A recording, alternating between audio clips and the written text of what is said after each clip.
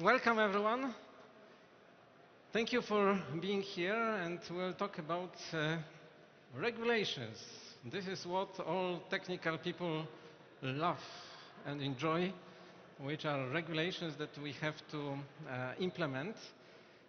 And as you know, European Union, in terms of European Commission and the European Parliament, decided that we are going to have several legislations. Some of them are already past the parliamentary and European Commission process. We are still waiting for one more and probably even many more regulations, not to mention the national regulations implementing directives or adding some aspects to or changing some national laws because of the European regulations and necessity to keep it consistent.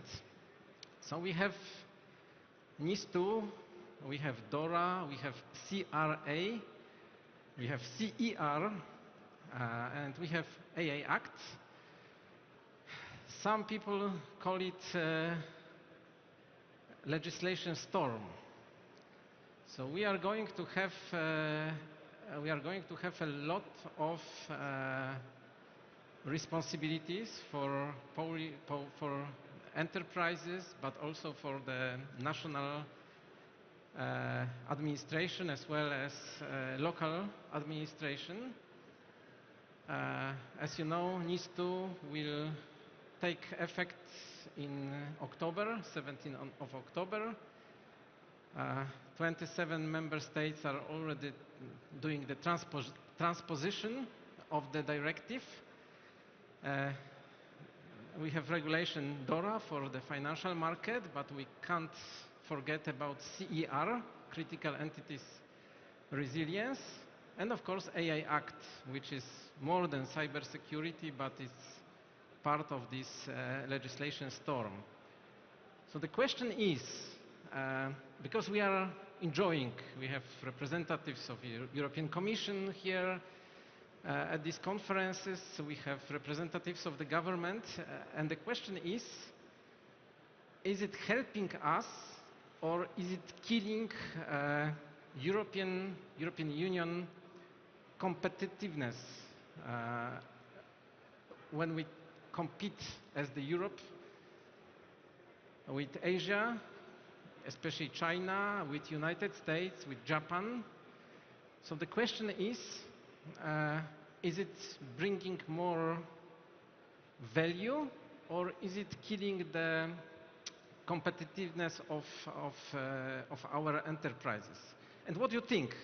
Please raise your hand if you think that it is something that is impacting the competitiveness of the European market.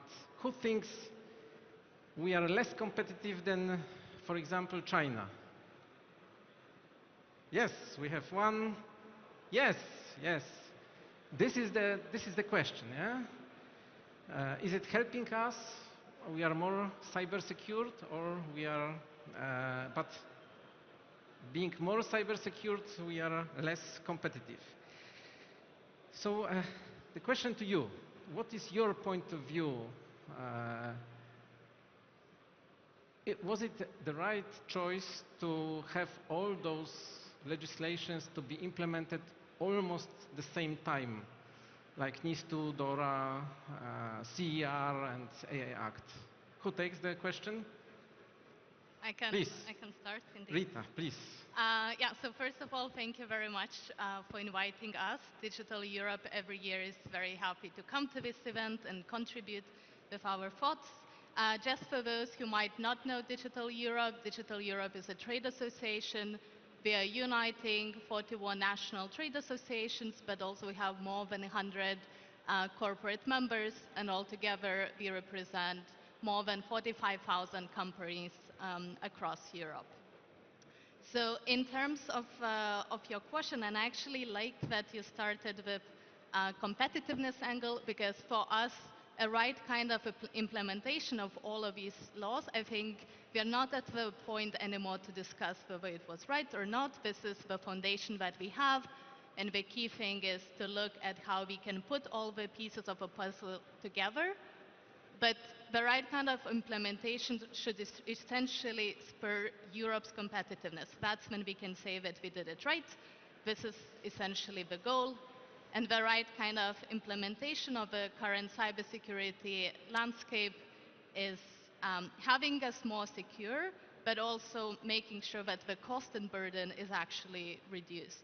So that's what we are aiming for.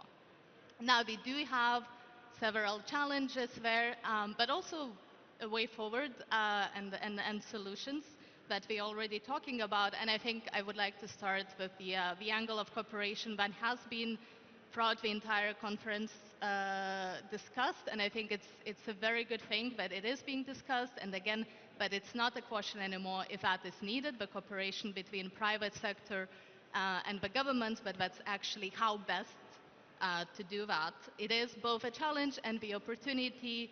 I think we need to find the right model to make it meaningful, because we do expect innovation in attack methods, which means we will also need to innovate, and we need to share intelligence to be able to respond adequately. Sharing information, but also companies do not always receive feedback from the governments themselves on information that we shared. We are not always sure whether what we are providing to the government is useful. So sort of it cannot be a one-way street, and I think that's the key principle, that it has to go both ways. And actually benefiting from the knowledge that the companies have in this area. So that's the first challenge, and I would say a way forward. The investment was also mentioned many times. Aside having the regulation, how best to implement it, it is making sure that we have a capacity to do that, and making sure that we do have the right knowledge and the right skills, but also innovate there with the right solutions. I was in a conference a couple of weeks ago, and I really liked Danish tech ambassador used this quote that the EU has to be also a player in a game, not only a referee. I loved it. I think in the context of Euro Cup, if you watch it, it's a very good reference right now. The EU needs to invest, and Digital Europe has been calling for 25% digital target for both EU funds and NATO funds. We have upcoming MFF discussions, including on cyber. There should be increased investment. But then for investment, there needs to be a stability in regulation. So we need to focus on implementing what's on the table, and making sure that that works before thinking about anything else there. And then reducing the regulatory burden. That's also a very important challenge that all these different pieces of the legislation that came on cybersecurity are presenting.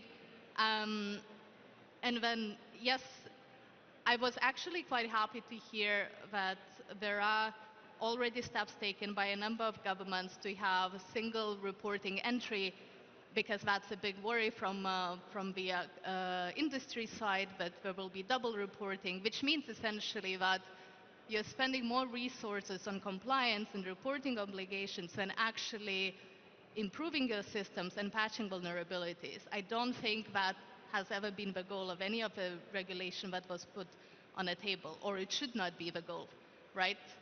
So I think that's quite important element. Here, as a way forward, we need guidelines and templates for companies, especially for smaller companies. But even in that sense, what is important, we need to report on things that matter and not to have it excessive, both from the side of companies that would need them to submit pages and pages of reporting, but also on the side of regulatory agencies who would then need to process that. So it essentially, for both sides, in making this regulation work, the implementation work, it's a matter of making it efficient as such. And also reusing findings of compliance from different regulatory agencies. So all of that requires this coordination and partnership that we are striving for. We are not there yet. It is a challenge, but I think this is again, also an opportunity to find the best way that both delivers for the intended purpose of the legislative landscape, but also spurs the competitiveness of our companies in the cyberspace. Thank you for the introduction to this topic. And before we go to NIS2, which I think is the hottest topic today, let's start with DORA. I mean, the financial sector, and this is question to Mateusz Stefański, who is the director of the Department of Architecture, Business Continuity, and IT Risk. So this is something that the DORA will come to you and you will have to address it. I mean, the financial sector used to be regulated, sometimes over-regulated. So probably additional regulation like DORA for you and for the financial sector, you say, okay, you are used to it. But how do you perceive the DORA, and is it something that makes some regulations consistent across all the member states? Is it helping the financial sector or the opposite? Thank you for hosting me today. And yes, we operate as Alior Bank in two different countries, Romania and Poland. So I see first-handed the difference between approach for regulator. I believe that the Polish financial sector is more regulated than the Romanian one. And this gives us the answer to your first question, that DORA will standardize the approach for cyber resilience for financial sector across whole Europe. So we have a common ground for being on the same regulation and rules for everybody.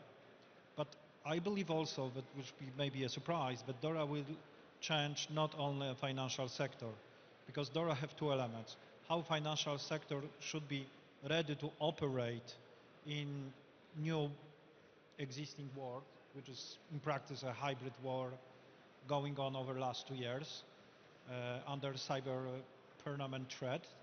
And this means that we also change the supplier part.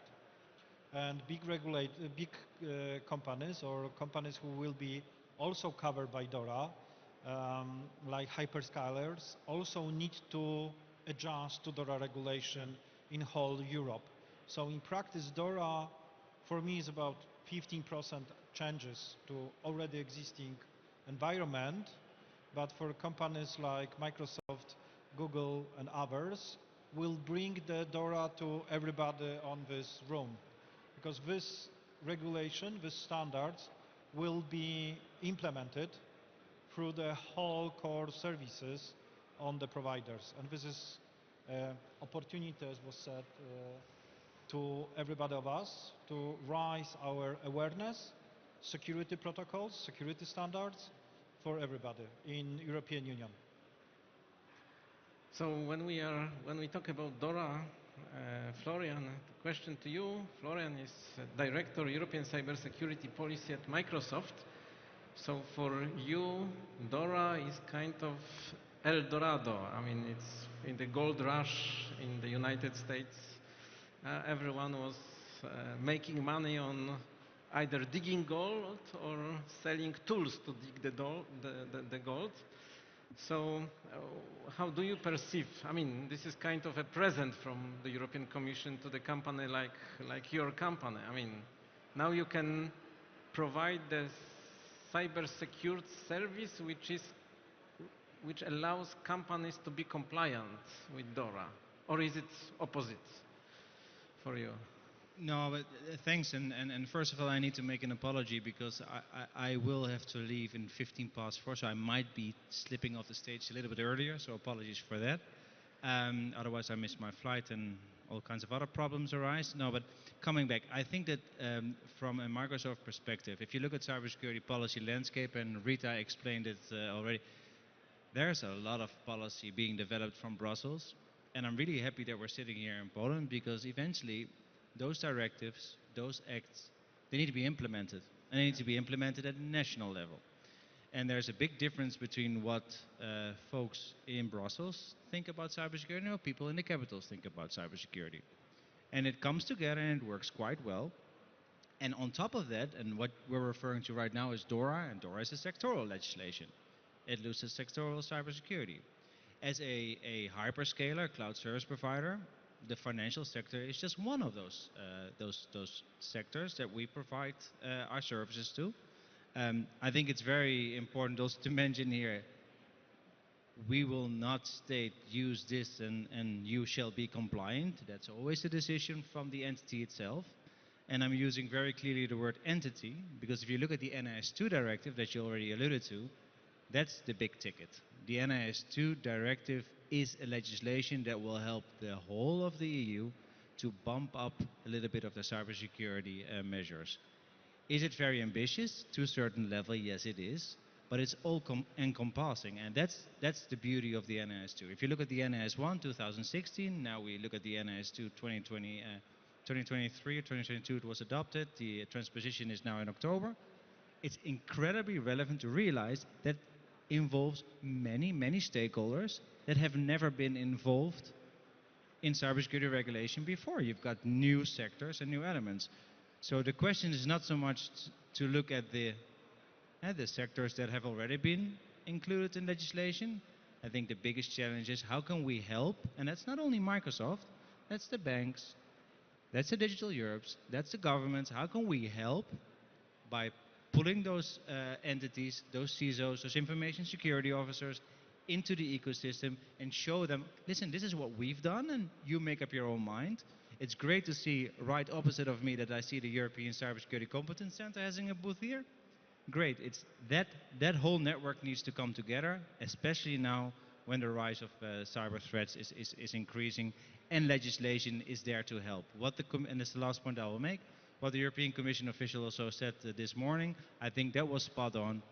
Regulation itself is not the goal. It's not the goal. It helps. It should give us the extra push. Everything that before you hit that regulation requirement, that's where we need to look at and work together on. Okay, Thanks. thank you. Zuzanna, the question to you, Zuzanna Wieczorek, CEO Tekniska and NIS2. We are talking, everyone is talking about NIS2 like GDPR 4 years ago, but I have a feeling that most of the companies that are subject or will be subject to NIS2 are not prepared. From the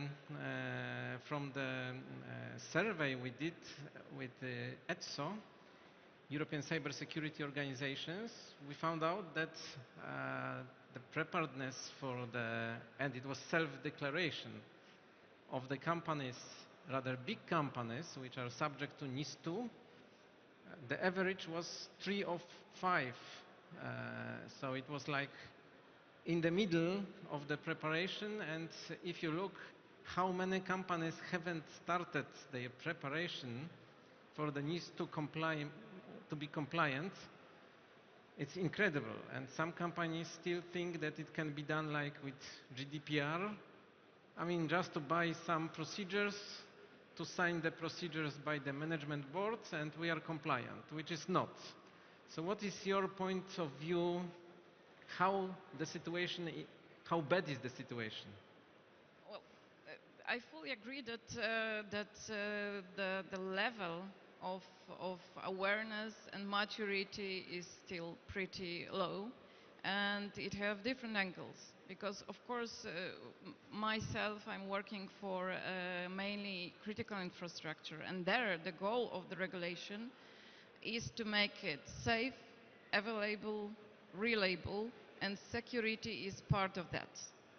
And these companies from the typical industry haven't seen security as one of the indicators to be at this, to meet these goals. Right now, they will have to, but still, they do not have resources to do that. Just no teams. In even very, very big companies, we have teams for 3 people, for example, responsible for whole infrastructure. very frequently it is pushed to the automation team. So it's a challenge for these companies from the legal side, from the operational side. They have to develop, they do not have processes. They have to map processes. They have to implement the processes and then tools. They do not know how to make choices when it comes to the tools. How do I meet the goal in the NIS2, for example?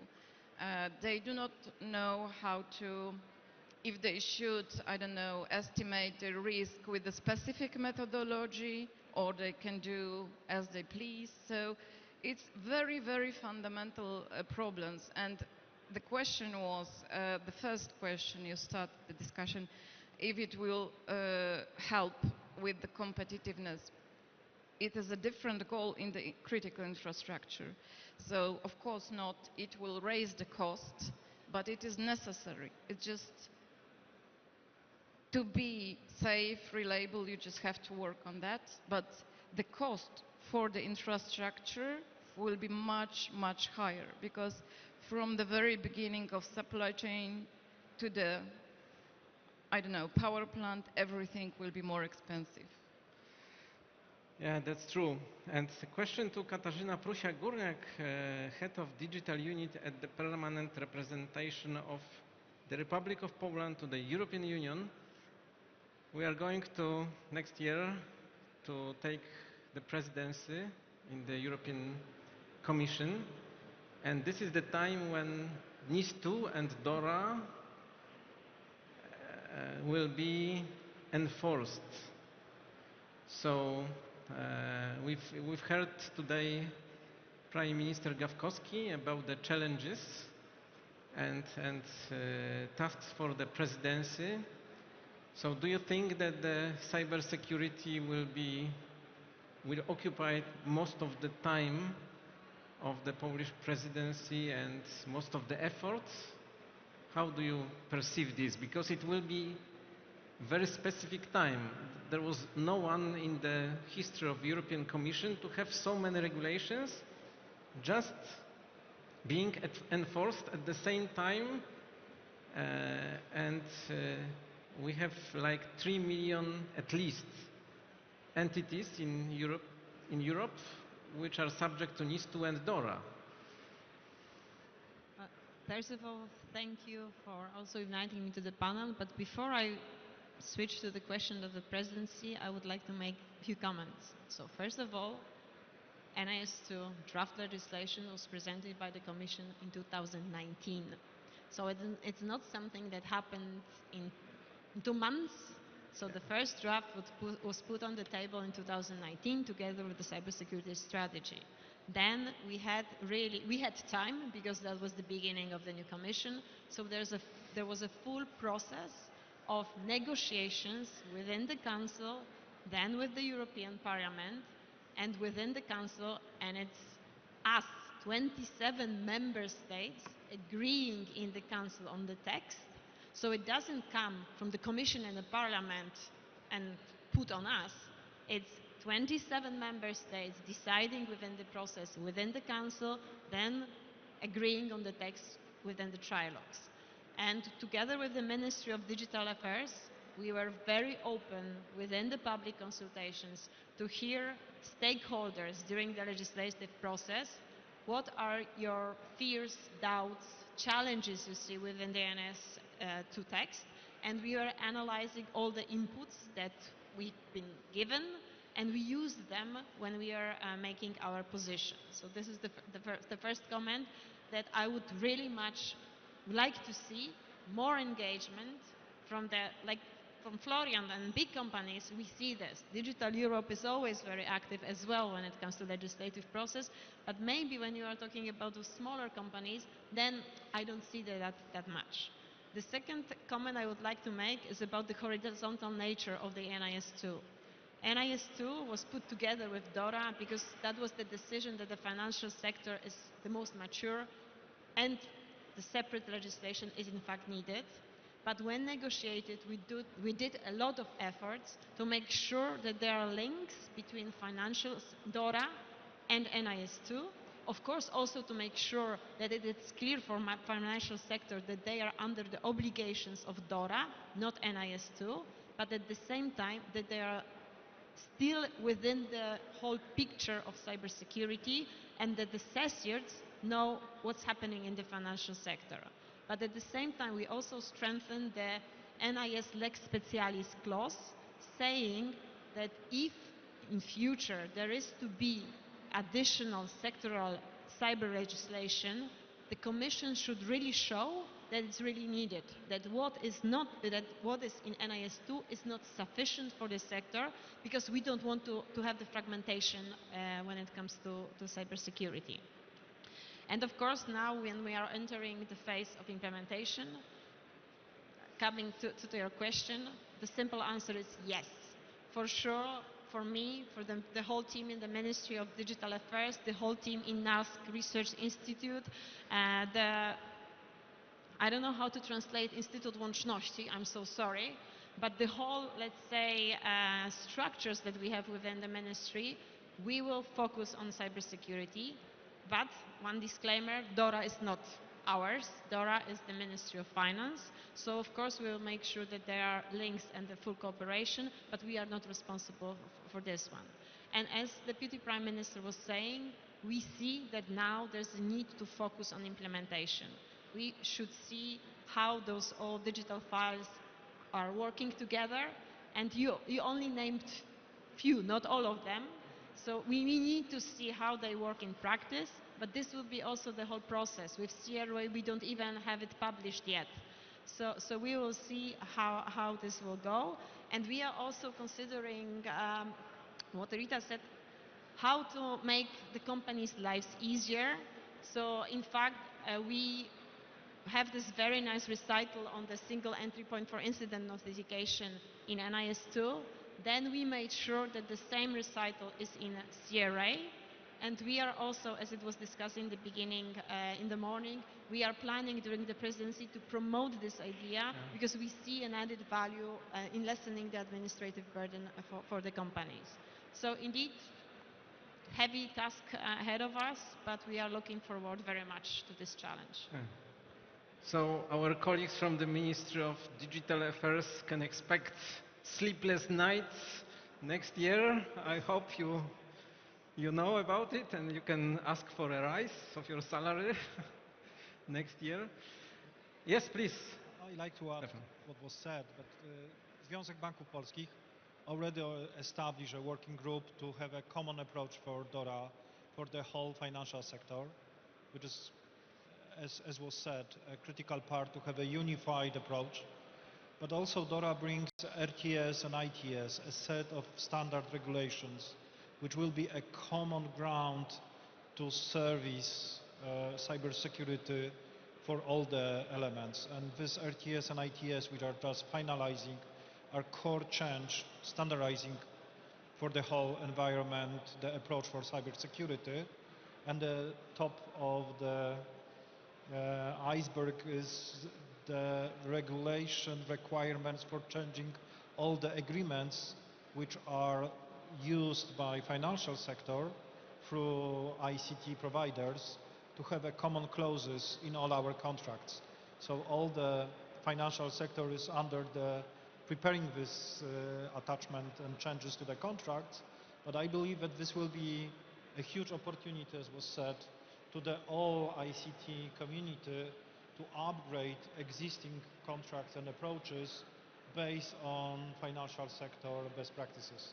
So it's critical that we have a common level of standards, RTS, ITS, a common set of the common clauses in the agreements, clearly giving the responsibility for cybersecurity between providers and customers. And it's critical here to have this common approach. When I talk to lawyers, they say that DORA is probably one of the best European acts, regulations, because it is clear, it is addressing the real problems, but NIS2 is a directive, and we all knew that NIS1 it was not a success. I don't want to say it was a failure, but we know how it was implemented across 28 that time member states, and it was disaster. When you read the national implementations, you had very good Polish one, for example. This was one of the best. And you had like Portugal, which was just translation to the Portuguese, I mean, from the directive to the regulation, national regulation, and that's it. So aren't you afraid that NIS2 will follow the problems of NIS1? So each country will have so different transpositions that it will not make it a common law, but it will still be islands. Yeah? The Poland with ISO 27, ISO 22301 to fulfill NIS2, and German legislation which will be completely different. Yeah? Would you like to take this question? Yeah, I would love to, because I don't quite share your view that NIS 1 wasn't a success, because it was a first introduction of a regulation, which is a directive at an EU level, convincing member states to say, you know, cybersecurity is not per se a national security topic. And that's massive. So from an EU perspective, and that's what I tried to explain in the beginning as well, you've got EU and capital thinking, national security versus EU security. Where is the difference? Where do we feel comfortable? As I used to work for a member state in the National Cybersecurity Center, where do I feel comfortable that Brussels takes the lead? That's massive. That in itself, I think, is a success. Then if you look at the implementation, yes, of course, there were studies that showed that the incident reporting didn't deliver the information needed. True. So what do? You tighten up those requirements. That has happened in the NIS2. It's called NIS2. Maybe there will be an NIS3.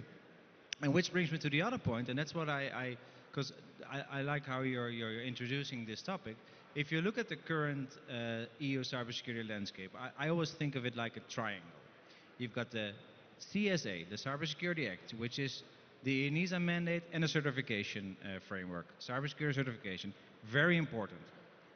Sort of a baseline, you see it popping up in every EU cybersecurity legislation. Then you've got the NIS2, critical infrastructure, the improvement of one, and then you've got now the Cyber Resilience Act, which is about products.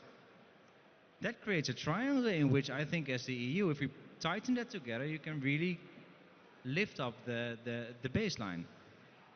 Coming back then to your topic, will you always see differences? Of course. We're the EU. People and I experience this on a daily basis working for Microsoft. When I talk to customers in Italy, we have different conversations than when I talk to customers in Finland. Threats are different, cultures are different. You need to take that into account. So then you start to look at the common denominator, which you can pull at the highest as possible. And that requires an open conversation. And that's also why a directive will always be more flexible, because, yeah, you just allow member states to live there. But with DORA, you have regulation, and it is applied directly to 27 member states. But it's So the question is the financial sector more mature and more unified, or I mean, we can expect NIS3, which will be the regulation directly implementing common cybersecurity requirements across the common market. Zuzanna? There are differences between countries, you know, how the market, for example, I don't know, water, wastewater is centralized in But in the financial sector, you have also a lot of differences. Yeah, but I think I would bet dare to say that it is more unified than other industries between country to country. More mature, definitely. So maybe it is easier to implement something that is more precise. With the other verticals, it will be very difficult to push very precise law to the same for every country.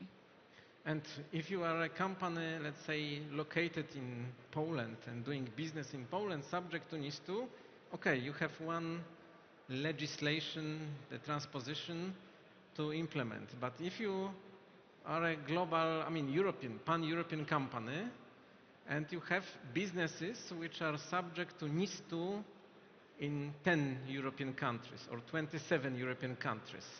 So if your implementation cost per country is 1 million euros, for example, it means that you have to spend 27 million euros. In financial sector, no. You have the bank license in Poland and you pay, let's say, once. So maybe Rita, what is your point of view about the cost of implementation? I mean, it is the cost of the business, yeah? Yeah, exactly. I'll start, and I see a colleague would like to add. You're right. That is a worry for a number of companies, especially smaller ones, because essentially, if you think about SMEs, they cannot, if they want to scale up in Europe, they are not able to comply with 27 different obligations. In the ideal scenario, we might have a very smooth transposition of a directive with very minimum additions, but there is no guarantee. We have seen in the past when countries transpose other directives, there is a lot of gold plating, so-called, with a lot of different requirements. That was also noted, I don't know if you followed, in Enrico Latta's report on competitiveness of the single market, specifically on the NIS2, cautioning against any unnecessary additional requirements, because for companies this is a significant cost that, again, they should invest in buckling up their systems, becoming more cyber resilient, rather than needing to hire, lawyers to be compliant with the legislation. This is not the right logic for Europe's competitiveness, and I think that's quite a clear message. And I think for us at Digital Europe, what we also observed, and this is something, maybe a call towards the Commission, I don't know who is still around, in the last several years, maybe because of a pandemic and different priorities, and it's also quite a difficult political process, but the infringement processes, enforcement processes towards member states, the way we transpose directives has dropped significantly, meaning that normally companies would raise to the Commission that there are issues in a specific country X with a transposition that is diverging quite significantly from the European framework, and we would like to see also the Commission taking it up and addressing it with the member states where it's becoming difficult for business to operate because of additional requirements. So that's something that we would also like the Commission to keep in mind as we move forward in the transposition process. And we have at the audience, I see the companies that operate in several countries. What do you think? Is it creating additional cost for you to implement 27 or whatever different implementations? Who would like to comment on this? Piotr, you would like? You are a big international enterprise. Yeah. What is your point of view as a business? Yeah. Sorry, I'm entering during this panel, but going on to your question, I think yes, because when you have the big organization in several countries, you have to check if the level of security, level your expectation is achieved in all countries. When you're starting the certification, you have the external consultant, external auditors. They will check and will give you the set of gaps you need to improve. So even if you achieve the certification, probably you will have the map of the actions you need to provide to be better. And yes, it's a cost. Certification is not so expensive, but implementation, yes, because after the in checking the gaps, you need to do something, some projects, some implementation. So. Yeah. And how many countries Yes. are you operating in the European Union? for now, 15 countries in the Europe. It's a transport and logistic company. So yes, and different level, different approach to the GDPR, different approach to the legislation. So if you are responsible for a group, you need to check what's the approach in this country. So yes, Okay. it's expensive, but it's worth, I think. But you have no other choice. Okay, so let's leave the NIS2, and because we have also CRA and AI Act to discuss. So very briefly, Advocem. Yeah. Just to comment that I would very respectfully disagree that NIS 1 was not a success. I think that was the starting point when we seriously started discussing cybersecurity within Europe, and we established networks for cooperation. And also I somehow feel the feeling within this panel that we are only focusing on the bad sides of the NIS2. But what Christiana said in the morning, then in fact everything what you have in NIS2, if you want to be a serious company, you should really have it already implemented. Because then it's to protect yourself, protect your firm, your reputation, because if you don't have these measures, then you might be in a serious trouble. And then, why this regulation? Because it covers so vast, not regulation, but directive, it's horizontal, it covers very, very vast number of sectors, so it would not be that easy to agree at that point when we started in 2019, but in DORA it's only one sector, and it is a very mature sector, and apparently because it's all about money, everybody agreed that we have to have a very elaborate framework. Yes, of course, and we all talk about how important it is, but we have to also talk about the cost, for example. So because the regulations requires investments. Investments means less revenue for business development. So there are, let's say, bright sides and not so bright side when we implement regulations. And we have, for example, CRA, Cyber Resilience Act. Who of you have heard about CRA? Yes? Okay, so brief comment. I will grab your microphone. Good afternoon, everybody. My name is Zuzanna. I am representing Nowa Gesa, the rolling stock manufacturer in Poland. CRA is a Cyber Resilience Act. It is some act which will implement on cyberspace some horizontal requirements for devices with digital elements, essential requirements. Currently, there is a process of finalization of that act, and the latest announcement of the content was done 8th of March this year. During the consultation period with the sector, I mean railway industry, there was a lot of doubts and a lot of comments, especially related to the derogation period and the way of implementation, responsiveness time for vulnerability removal. The Act will finally cover the requirements, essential requirements, especially for ICS devices, or I mean industrial control system devices, industrial automation control system devices, but also IoT, Internet of the Things devices, but also the requirements will cover open source software and also SaaS services, I mean software as a service services. What I can say, we are working since 2008 in the space or the channel of harmonized regulations which are defined the technical specification for interoperabilities. And we have a lot of experience how that process will introduce into the market.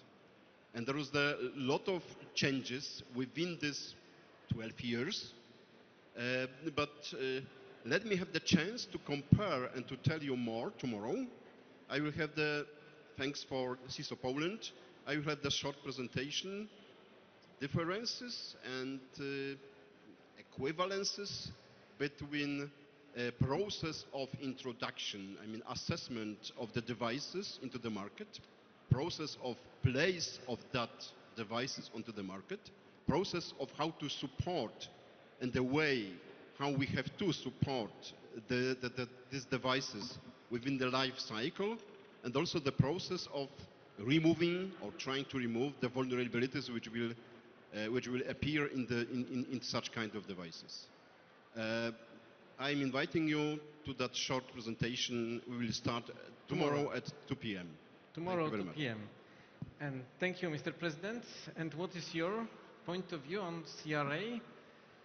And are we going as Polish presidency to push it forward, to make it happen, the CRA?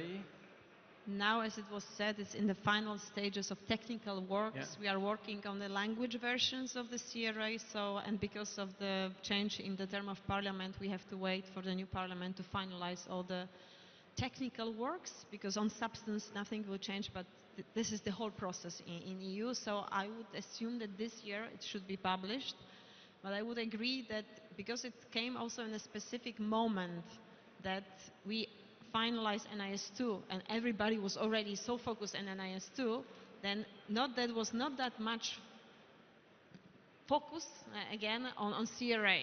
And because also the term was ending, there was a strong push to finalize the works.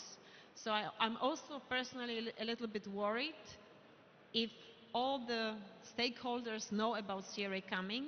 And what is important, in NIS2 in principle, you only cover medium and above. In CRA, you are covering everything. So if you are making a comparison to GDPR, I would rather say to CRA than NIS2. So looking forward, and also during the presidency, to spread the knowledge about CRA, that it is in force. I think there's a two years implementation time, because this is very much needed. But it also links with NIS2 when we included the supply chain elements. So exactly CRA responds to these needs, then you will have in your supply chain the secure devices. And when we talk about the CRA, it's not only about pure cybersecurity. For example, it brings a lot to the supply chain security and responsibility of the producer in terms of vulnerability management from the release of the product to the end of life of the product. So it will have also huge impact on, for example, some maintenance contracts, isn't it? The CRA is definitely, for us as Microsoft, this is about products with digital elements. So it really includes everything. And this is the issue. But it's also a challenge. In that sense, we as Microsoft, we've said, okay, we do support always stronger cybersecurity requirements for products, but we're very well aware, and here we get back to the point that you mentioned, if you're a bit of a smaller company and you put the product down with digital elements, you're included. How do we deal with that? That's a big question, and I know in the discussions, Katarzyna, this was also a very important point, but the choice was made to also include SMEs and smaller companies. I do want to say one thing. If you look at the CRA itself, there is going to be time. There's going to be time to get there. And there's also a lot of effort being placed, and compliments to the regulators there, because they really did a great job there to say, okay, you know what? We're going to look at harmonization, existing standards, cybersecurity certification, to make sure that if you're already in scope and you have done your requirements, you've done what's needed, you don't have to reinvent the wheel. Incredibly relevant. Yeah, and because in one of our tasks for this panel is to assess how can both workforce and management be prepared for those regulations. And we are, the shortage of qualified cybersecurity workforce, I don't know, it's 500,000, 1 million, 2 million people missing to fill the existing gaps, for example, to support NIS2. And when we add CRA, when we have DORA, how can we handle this with for example, qualified personnel? Maybe Mateusz, I will give you the floor for the last question about the AI Act. So, Rita, what is your point of view? How can we manage this? So it's going to be a challenge, but that's not the question. Companies are preparing, and they're willing to do everything what's needed to comply, and there is a dialogue with the Commission that is, even though the CRA is not yet fully adopted, so indeed the corrigendum procedure still awaiting, the Commission is behind, still is already working on the secondary act, working on the guidelines, so the process is ongoing. But the thing, indeed, it will require significant amount of resources. There is a lot of lack of legal certainty in the text itself. It's, in a lot of places, it's really not clear what is in scope, what is the exact obligation. So there is still a lot of work to do to actually make it workable for the industry, for the companies that are making these products. And I think one of the biggest worries is that because it's such a massive amount of work, we don't have enough time to be, as industry, to have everything in place when the CRA becomes applicable. Standards will be massively important indeed, but it takes time to develop them. We have experience from the Radio Equipment Directive. There were 2 standards that were supposed to be developed last year. It was extended by a year. 2 standards. CRA has, if I'm not mistaken, around 40 of them. Depends how you group it. Yeah. So Okay. it's a humongous work for the industry, for the regulators, and the worry is that there will be a significant bottleneck for the products to access the market. That's something we need to solve and be very, very cautious about. Yeah. Okay, so thank you. We have to stop with CRA, and the final, we have 5 minutes left. So the floor is yours, and AI Act, how it is going to impact us in the European Union, especially when we talk about competition with China in terms of artificial intelligence development. From our perspective, Yeah. the all 4 elements are played together. We not treat DORA or NIS2 or Resilience Act or EI Act as a separate elements. And I believe that the resource case, which is true, can be only solved saying it is not a cybersecurity space or task or activities. We operate in the base that all of this is part of our architecture. And security by design, privacy by design, AI by design are a core element to put it together. We already in financial institutions have a regulation for the models. You know, banks are usually only live by risk, the same as insurance. And how we manage risk, it means how we can be more productive or have a better margin on the market. It's what banks do. And the modeling of artificial architecture, how we model it, how we do it with the proper boundaries is critical for the success. And for us, EI Act is just standardizing some elements we anyway have to cover through our social responsibilities or through the modeling. And because so this is critical that this model will be implementing not only for finance sector, but also for other sector to treat security as part of our everyday life. And of course, AI will be a part of it.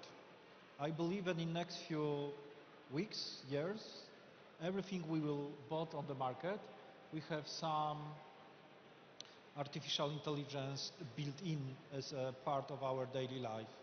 And from this perspective, it's good that we have the regulated market so early that we don't have the challenges like NIS1.